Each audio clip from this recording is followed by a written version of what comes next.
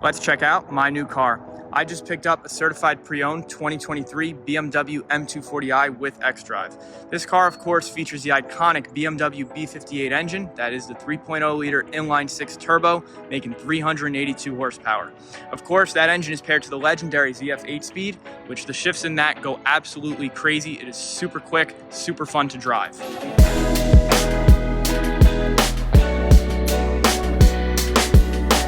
This car will in fact do 3.6 seconds from 0 to 60, and it'll sprint down the quarter-mile track in 12.1 seconds. One thing I will say already right off the bat that I don't like is that these tires are 225s all around. That is a disgrace. For a car with an M badge, we need to see some serious rubber on there, and it shows in the handling. These tires do struggle for grip with the power from the powertrain. This car was $50,900 base price when it was new in 2023, and this example here is spec'd out to $55,400 with some options that we have on it. I've already gone and actually debadged it. I think it looks much better without the M. And by the end of this review, I'm pretty convinced it's not a full M car. I don't think it deserves the badging there, especially if it's gonna come on 225 tires, but we'll get more into that later. So with that $55,000 price, we've got some options here on the outside. The Portamile Blue Metallic was an extra $650. Originally, I wasn't sold on it, but I've grown to love it, and I think it looks really cool in a parking lot among other cars. And here in the sunset, it looks absolutely stunning. Also on the outside, as you've noticed, we've got those 50-year M emblems. Those are $200, but most of the options actually happen here on the inside. So starting off on the inside, we're gonna have the aluminum rhombicide trim and the M colorway as well. But my favorite thing that we have to notice is these doors are frameless. You really get that true sports car feel when you're hopping in and hopping out of this thing. Like if I'm going around running errands with my windows down, to hop in and out with those frameless doors, it feels really sick.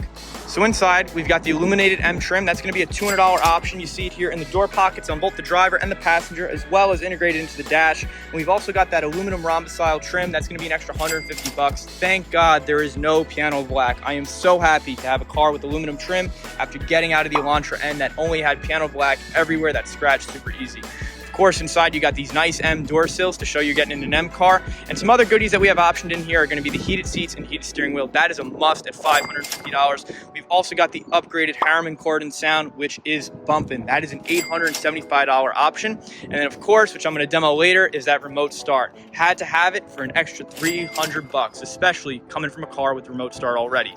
While we're in here, I'm going to check out the key that's sitting right here. So I will say a word of disappointment is this key does have some nice M colors on it. It looks really sick, but it is super, super light.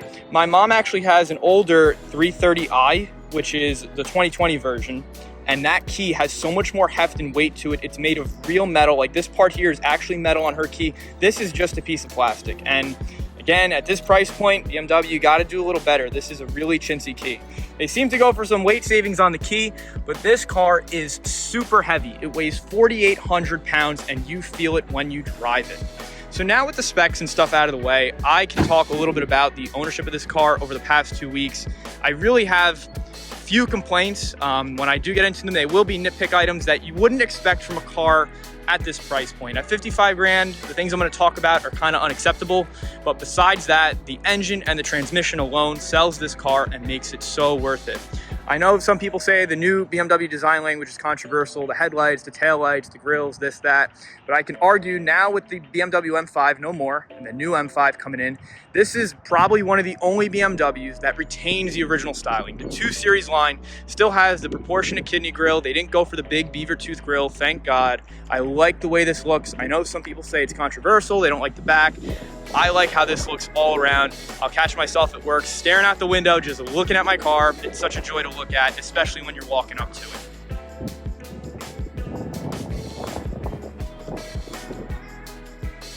So now I have to kind of do the hard stuff and get into what I don't like about it and what isn't acceptable at this price. And to put 225 tires on a car that has an M badge is an absolute disgrace. These tires are so obviously not meant for this car. When you are trying to get into the handling of this car, drive it spiritedly, give it some acceleration, these tires are begging for mercy. You can hear them not getting enough grip. You can feel them definitely not getting enough grip, especially from the front. So one of the things that I am gonna do, people have asked me, oh, you can make these things so fast. Are you gonna do work to it? Are you gonna do this, that? So far, if you ask me, the car came tinted. The only thing I did was so far debadge it. I'm definitely gonna be hardwiring my radar in, I'm maybe thinking about getting an exhaust. I think it's a little too quiet in the stock form, and I'm definitely gonna be upgrading the wheels because that is one of the biggest faults of this car. I have no desire to do a tune, downpipe, any of that at this point. The car is already fast enough. I think if you're at that level, you really should just go maybe buy an M4 or something, because to put that much power to a car on these stock tires does not make sense at all. You're definitely gonna have to upgrade wheels and tires before you consider giving this car more power. It can barely handle the power it has in it. Look at how nice that paint looks in the sunset. So that's my first gripe, wheel size. My second gripe, which everybody always says, and I don't want to sound cliche, but the steering in this is pretty god-awful. In a way, I miss the handling of the Elantra N that I used to have, and I miss the steering feel. I still enjoy an on-ramp in this, but the on-ramp is enjoyed only on acceleration. In the end, you really got to find the bite point with that steering. It really gave you feedback from the road. In other words, if you took a turn at 5 miles an hour versus a turn at 50 miles an hour, you would know based on how the steering felt. It was very heavy to turn the wheel. This car, it doesn't matter. You could be going 5, 10, 20, 30, 50 miles an hour. The steering wheel always feels the same. It is all electronic. Don't get me wrong, super smooth and super luxurious, but for a car with an M badge, drivers are looking for a sense of engagement. They want to feel the handling of the car, the feedback from the road, and you get none of that here. So I really haven't, with these tires and that steering combo, you really can't push the handling of this car. And I would make the point that the Elantra N that costs about 20, if not 30 grand less at the end of the day, and this car handled so much better. And it's kind of something I miss. And at this price point, you just shouldn't really tolerate. I feel like if they're gonna put an M badge on it, it's gotta have the goodies. If not, it's the 240. And aside from aesthetics, that is part of the reason why I debadge it. If somebody asks me, I drive a BMW 2 Series. I don't think it deserves that designation, M240. I don't know if I would call it a driver's car. I drive it and I have fun. But would I take this thing to the track? People have asked me, no, this car does not belong at the track. All it is a luxury car that can go fast. It does not have the handling abilities of a track car. It is incredibly heavy. My brother drives a Jaguar XF sedan. His car, which is a boat, weighs less than this by 600 pounds, and this is a coupe. For God's sakes, the frame of this car is so small, if I stand behind it and stretch my arms, I can touch both taillights. Not on his car. His car is an absolute boat and somehow weighs less than this.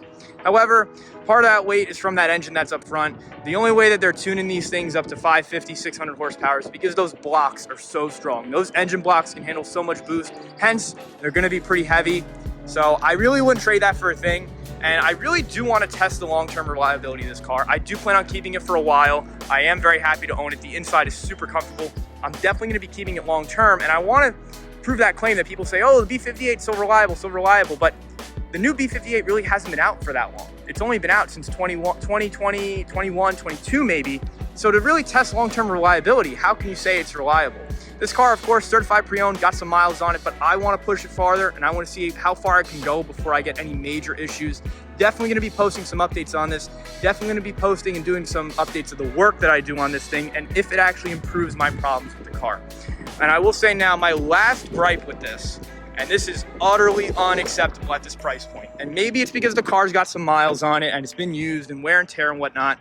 But I had to put a dumb fix behind here, a little stopper, because this screen would rattle back and forth and creak at cruising speed. One of the things this car does so good is cruising on the highway. When you are in comfort or even eco mode, it is so insulated in there and you feel so plush and calm driving along. And of course, when a song is changing, you have that pause in between, I hear a little and I'm like, what the heck is that? And once you hear it, you cannot unhear it. And it drove me bonkers.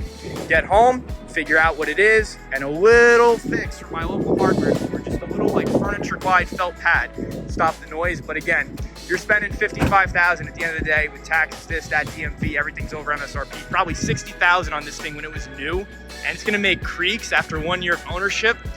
BMW, you gotta do better. It's just unacceptable, unacceptable. All right, enough the bad.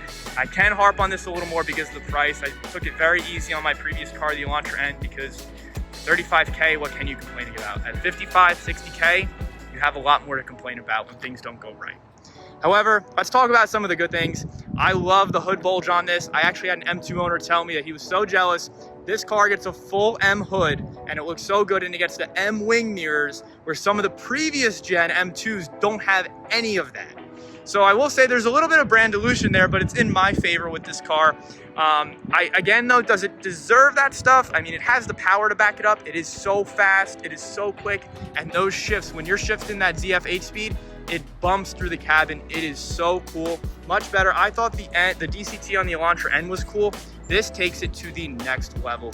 If you are like a car enthusiast looking to upgrade from an entry-level sports car, going into the world of cars, the B58 and ZF 8-speed combo is unmatchable. This is a serious car to be reckoned with.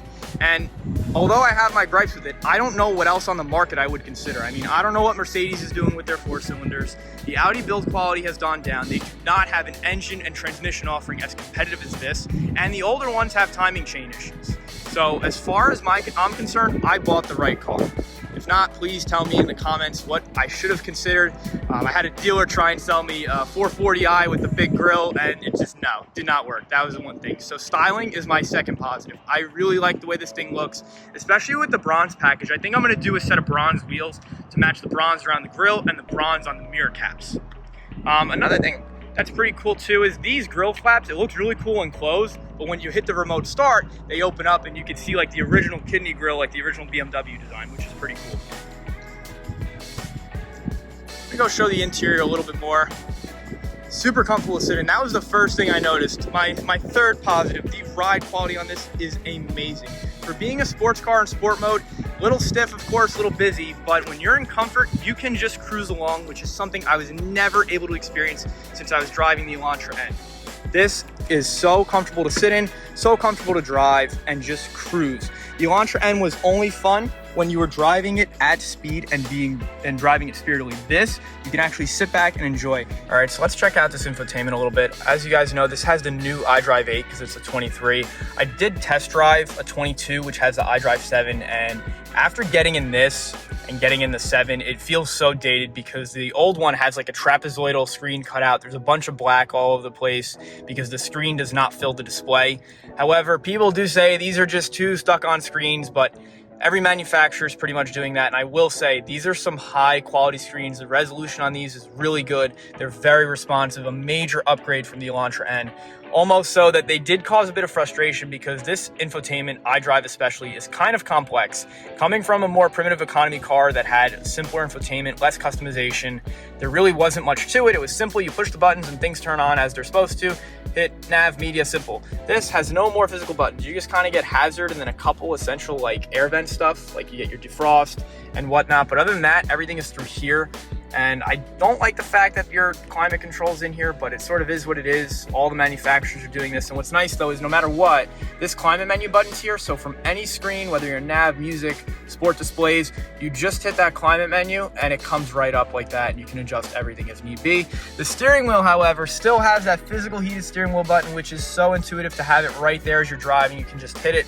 I do wish it had physical buttons for the heated seats, but I guess that's too much to ask for. So the first day there was kind of a learning curve with this. It was pretty complicated to get back and forth between stuff because I was trying to use the screen. For my old car, the only infotainment point was the screen. I was forgetting that iDrive has this whole dial system here. So this is really nice to use while you're driving, and then you've got these quick buttons here to just go home, check your map, your phone, whatnot, and it brings you up here. So when you use this, iDrive becomes so much easier to use, and I guess I was just used to, from the Elantra, which is again a more primitive infotainment, to just touch the screen for what I needed, and most of my things were physical buttons anyway. Now where stuff is in the screen, you really have to learn how to use iDrive properly and use these dials and buttons to basically get where you need to be as quick as possible while driving. I will say one of the poorest design choices, at least coming from the Elantra now to the 240, is the drive mode controls. The Elantra was nice and had those buttons right on the steering wheel. And for this car to wear an M badge, it's supposed to mean it's a driver's car. So drivers like to change their drive modes all the time. If I'm getting on an on-ramp, I'm in sport. If I'm cruising down the highway, we're in comfort or maybe even eco to save gas. This, you have to take your eyes off the road, look down here to find your buttons. And what's a bummer is they are all the same. I wish they would do like a little texture or something so I knew which one I was pressing, because sometimes I'll kind of like try and figure out what I'm hitting while looking at the road, think I'm going into sport, and I hit eco, and we go nowhere. So BMW, I think if you're gonna put an M badge on a car, you gotta integrate some more driver features inside. Kind of ridiculous, the Elantra N was a $35,000 car and had 2 drive mode buttons on the steering wheel that you could toggle between. In order to get drive mode buttons on your steering wheel, you need to spend like 85 grand and buy a full M car, or you could buy an M2, but then you don't get all-wheel drive. And even those go for 75 grand when the dealers are done with you. So kind of ridiculous, you gotta spend that much money just to get a drive mode controller on your steering wheel, when that is such a simple feature to add and is so innovative, especially for driver's cars. Nonetheless, major upgrade over the Hyundai. Gotta love the iDrive 8. And of course, I've gotta have my favorite feature for an extra 300 bucks. Had to have it, the remote start. And baby, this thing sounds awesome when it starts up with that 6-cylinder. Definitely gonna do an exhaust, get this tuned up a little bit, and we'll keep you guys updated. Stay tuned. All right, as the sun sets on my new car, let's wrap it up with some pros and cons. So of course, I'm gonna recap on the bad stuff. The fact that these tires are 225s is a disgrace, and the car wears an M badge, completely not allowed. These cars cannot handle the power or the performance of this car, and it shows in the handling. Secondly, I had an interior build quality issue, which at this price point, we gotta do better than that. There should be no creaks. And lastly, the steering on this car is too numb to be a driver's car. Don't get me wrong, it is incredibly luxurious, super easy to get on with and live with, but if you're gonna treat this as a driver's car because it's wearing that M badge, that steering will let you down over and over again. However, I can put all of that aside and say that I am so happy with my purchase. Some of the pros of this car include that engine and transmission alone. That offering paired together is super powerful, super engaging to drive, and it always puts a smile on my face. That right there alone is the main selling point of the car. Those two things, put all the bad stuff aside. The second thing I really love the styling of this. I like that it's a small, compact coupe. It's sporty, but not over the top, whereas an M2 or M4 would draw so many eyes or so much attention where you didn't want it. This is a good daily driver that can drive pretty fast and do some sporty things. I love the way that the styling communicates that. Lastly, what I also really like is how comfortable this car is. My old Elantra N, when I hit those potholes, I would get rocked. This car does not have me dodging potholes like I did in the N. It is super comfortable, and it is super comfortable to cruise in. I can never cruise in the N because of how uncomfortable it was. This car, you put it in comfort, you put it in eco to save some gas, you hop on the highway, get the Harriman sound bumping, and you are having a great time. Whereas the N was only fun when you drove it spiritedly. This is a cruiser, and it is awesome. Thank you guys for watching. Stay tuned to see some of the work I'm gonna do and some of the upgrades to see if they solve any of the issues I have.